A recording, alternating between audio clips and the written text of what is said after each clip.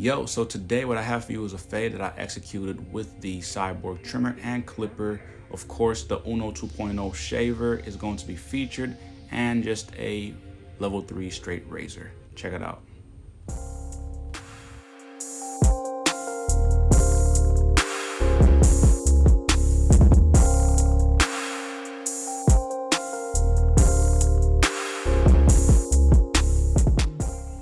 And we are back, tuned into the underground. Of course, for those of you who are new around here, my name is Mbaya and I go by the Doctor. Anyway, check this new cape that I picked up in Dallas from the Barber Plug. This thing is fire. This is my first time using it. This was the first client to get blessed with this thing. And real quick, y'all, don't judge me for how I caped him up and threw the neck strip around his neck. I usually fold this thing down. I didn't do that, so it is what it is. Still looks good. It still was pretty much doing and serving its purpose, but I discovered that with this rubber neck lining that is set up on this cape, I strongly recommend that you go ahead and please fold the neck strip down if you have one of these capes. It's going to be less of a mess, to be honest, and I think this is one of those cool designs that you don't really need a neck strip, but I still strongly recommend that you just go ahead and use a neck strip, y'all. But anyway, we're gonna go ahead and jump into this haircut with the clipper lever all the way open. I'm going to set my first guideline. I'm not gonna go up too high from the edge of the line, just kind of go up about an inch to an inch-and-a-half. So this is pretty much a hybrid haircut. It's a drop fade, obviously. There's a little bit of stubble fade look going on, but we do eventually bald it out. But I'm just kind of setting in this first guideline, debulking a little bit. Keep in mind, this is one of the easiest techniques when it comes down to creating or prepping for your bald guideline. Anyway, immediately right after, go ahead and jump over to the 1.5, of course, with the clipper lever open. And keep in mind, all of my guidelines that I will be creating will be done with the clipper lever open. Then after all of the guidelines are established, then I will go into closing them out or zeroing them out, pretty much blending them in. This is pretty much like a stacking type of technique, you know what I'm saying? Which of course is commonly known as the open, close halfway, and close completely technique. Now I've moved over to my half guard, and of course the clipper lever is completely open. Then I will start to, of course, work with that lever and start to blend out and zero out the lines. Now, as you can see, by simply just keeping that lever open, do you see how well the hair reacts to these guidelines that have been set in? It almost looks like it's already been blended. So it makes sense to just go ahead and start, of course, working those lines out by adjusting that lever. It's very simple, but I'm moving on from that half guard. Of course, as you can see, I am now starting to create my bald guideline, keeping that same consistency, just creating my guidelines, prepping them, getting them ready to, of course, be removed and blended out to create that blurry fade. So you see my symmetrical bald guideline is set in, and immediately right after, I'm going to grab my Uno 2.0 Stylecraft single foil shaver and make sure that anything the trimmer left behind, all that stubble, is taken care of. So this Uno 2.0, if you don't have one, yo, definitely invest in it. And of course, we're gonna get right back into blending out these lines. And as you can see, I just set my CYBORG clipper on the halfway lever click, and I'm just kind of softening up that line. And eventually what I'm going to do is bump it up just a little bit. I'm not going to close it all the way, just a little bit, you know. Make sure you're paying attention to these types of details. It's not always about that open completely, close halfway, and close completely. Sometimes you have to, of course, work according to what you see when you set that fixed blade down onto the scalp. In order for that cutter blade to cut properly, you have to be the judge. So as you can see, I just closed the lever all the way completely, just pretty much securing that blend up all the way. And now whatever is left over, the blades alone and the lever click adjuster is not able to get it, this is where you bring back the guards. So in this case, we're gonna go with the half, and I already set up the guideline to begin with the half guard with the lever completely all the way open. So now I'm going to pretty much start working on closing it little by little. You can choose to do the close halfway to close completely, but you can just pretty much go from open and slowly close as you see the lines disappear right before your eyes. Very simple steps, y'all. It's not complicated. And I'm blending down, making sure that I'm softening up everything that's supposed to be removed, and whatever else that this half will not be able to get, the one will get. And we can go on to the 1.5 and eventually the 2 and the 3 or 4 if necessary. But in this case, I'm only using the tight guards, so only 4 guards. Up top, I'm going to eventually only do some shear work. I won't be using any 3 or 4 guards. So this is the next step, is the 1 guard, and completely all the way open and slowly start to close. As you can see, everything's disappearing slowly. Just slowly closing it, making sure that I'm blending everything out properly, taking my time using those corners, rocking back and forth. It's not even about flicking. Flicking is a little bit overrated, y'all. I just want y'all to know, sometimes it's not necessary to flick. You just gotta move your wrist, move your hand rather, is what I'm trying to say. Your arm is all about the motion and how you go up and down, because all that overrated mess that people mislead you with, flicking eventually just hurts your wrist.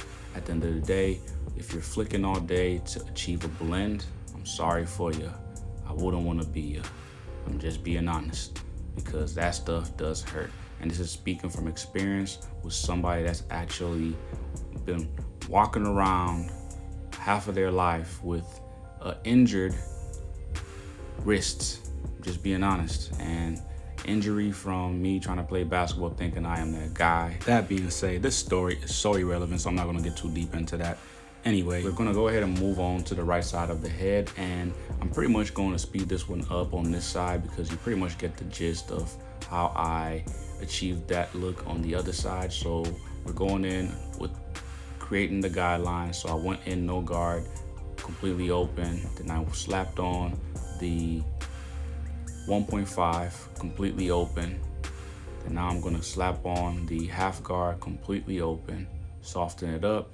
Now there's going to be a little twist on this right side because of how the hair flows.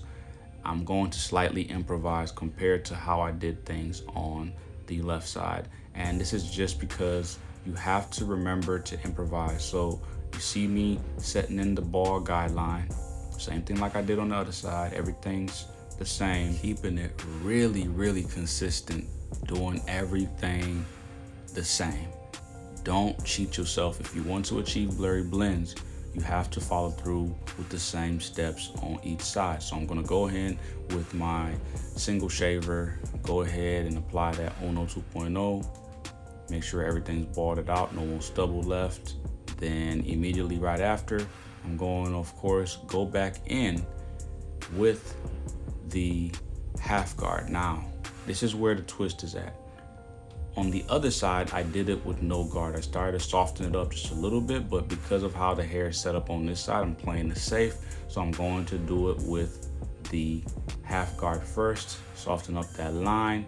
And you can go about this however way you please. You have to be the judge. Don't complicate it for yourself.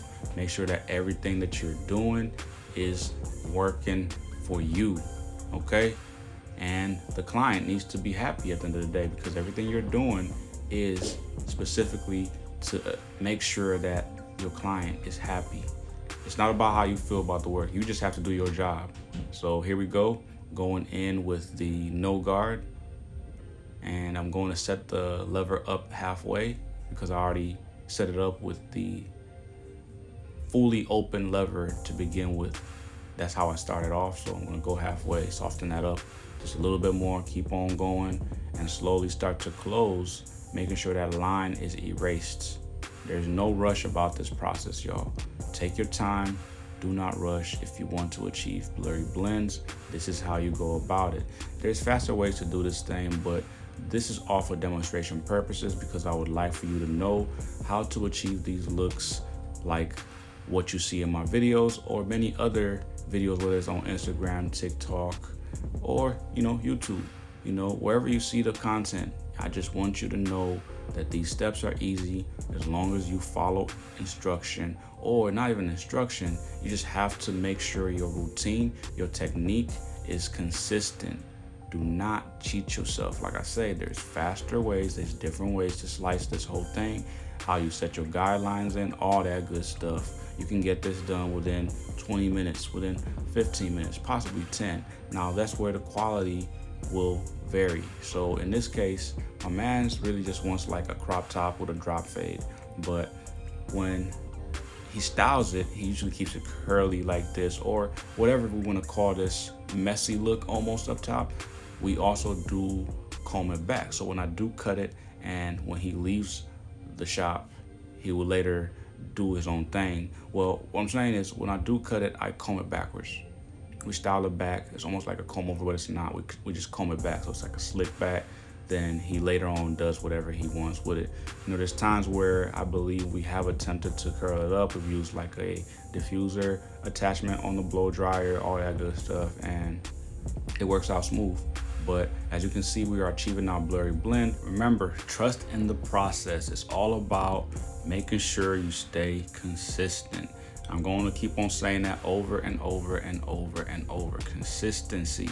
So we're making sure we're staying below that occipital bone when it comes to keeping this blend nice and tight as a drop fade.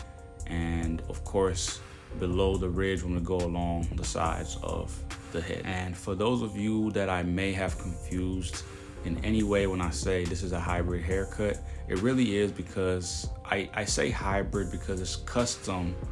It's specifically for his head shape and what he prefers his hair to be styled like, because when we comb it back like this, his hair looks different.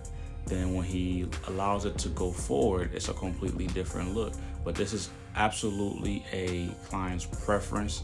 I have, of course, offered suggestions that I think will work better, but this is pretty much what it is. And I do what my people want. I don't force anything on them.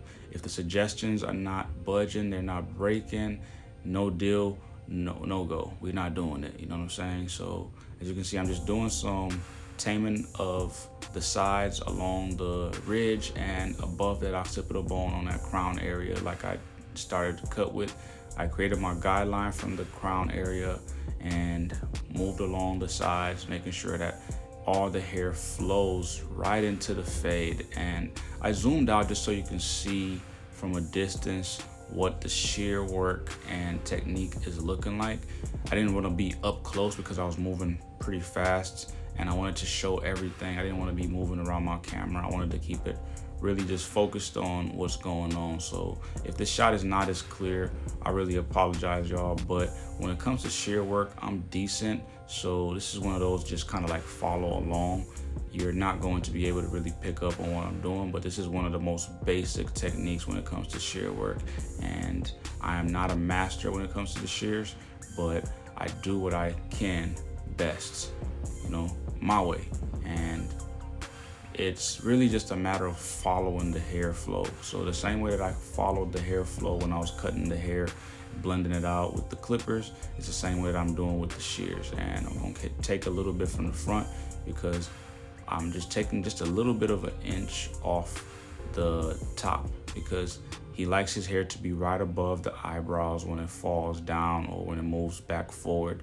He wants to be able to style that to where it's like a crop top, just barely touching his eyebrows. So that's exactly what I'm doing. I'm just following through with what the specifications or instructions that I've been given.